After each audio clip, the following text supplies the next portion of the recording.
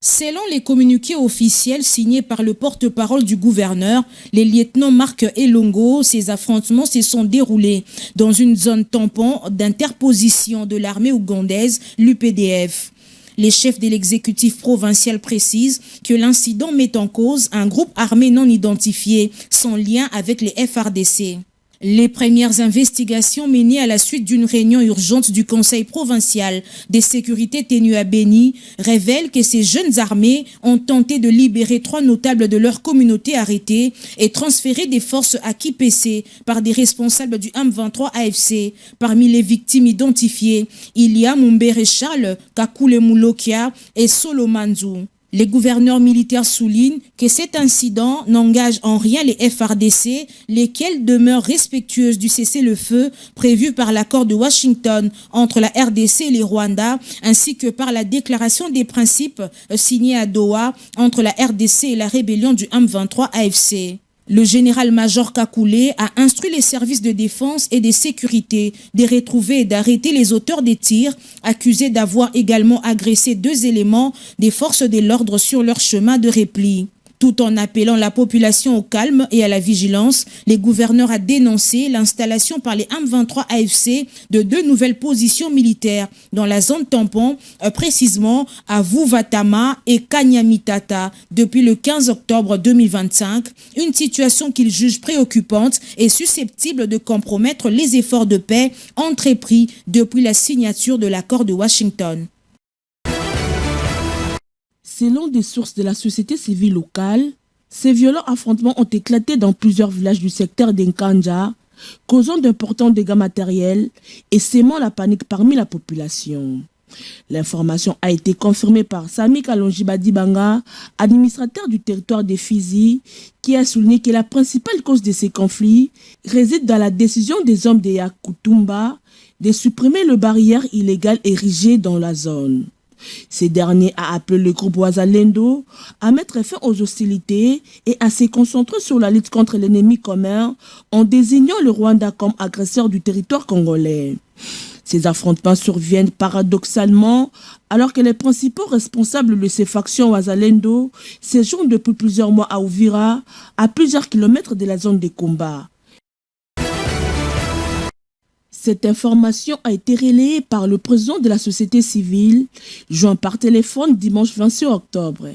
Ces défenseurs des droits humains appellent le jeunes ciblés à faire un choix éclairé en intégrant l'armée nationale pour servir leur pays. Nous avons été informés par des agriculteurs travaillant près de Mangandou et Palouza qu'un groupe d'inconnus recrute de jeunes et envisage de créer un camp dans la région. Cela soulève de nombreuses questions. Pourquoi ces groupes choisissent-ils de s'installer ici? Nous exhortons ces jeunes à se tourner vers les autorités compétentes pour rejoindre l'armée plutôt que de former une milice armée, ce qui serait néfaste pour la population. La seule force légitime est l'armée nationale, le FARDC, a déclaré Louis Katembo, président de la société civile de Batang-Imbao. Il a également appelé le service de sécurité à prendre cette alerte très au sérieux et à agir sans délai.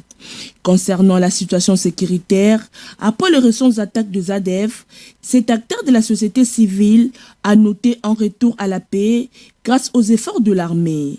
Cette accalmie permet le redémarrage progressif des activités socio-économiques dans les localités touchées par ces inscriptions.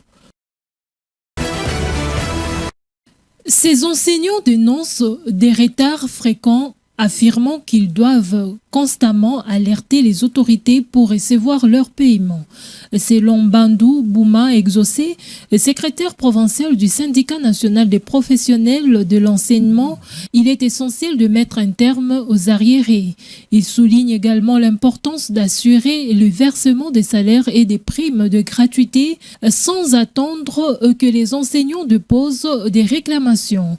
Dans un communiqué à nos confrères de la radio Okapi, les autorités de la Caritas ont expliqué que les fonds envoyés par Kinshasa ne couvrent que jusqu'au mois d'août et que les salaires correspondants ont déjà été versés. Elles incitent aussi les enseignants concernés à se rendre directement dans leur bureau pour toute demande de clarification ou des réclamations plutôt que de passer par les médias.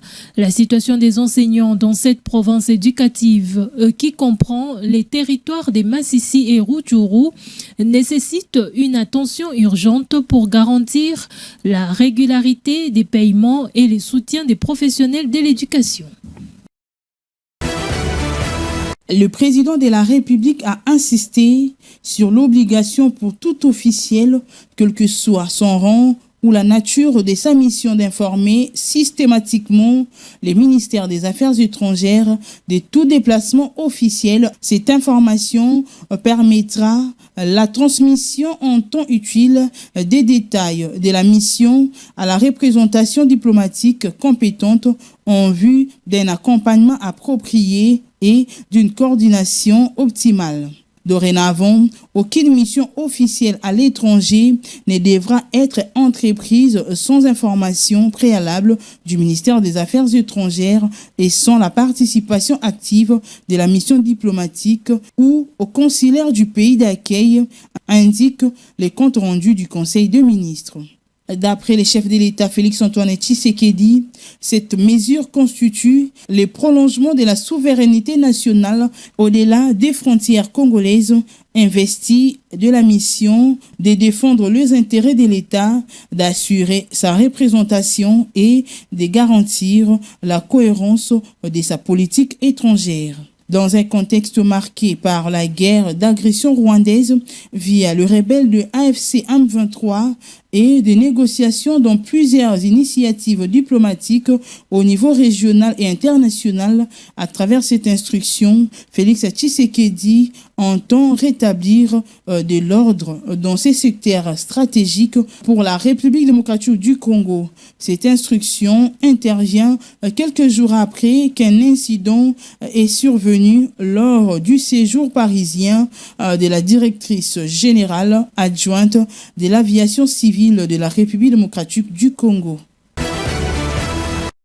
La ministre de l'Enseignement supérieur, universitaire, recherche scientifique et innovation a pour sa part soumis à l'examen et à l'adoption du Conseil le projet de décret portant institution, modalités d'octroi et de gestion d'une bourse nationale dénommée Programme Excellencia RDC.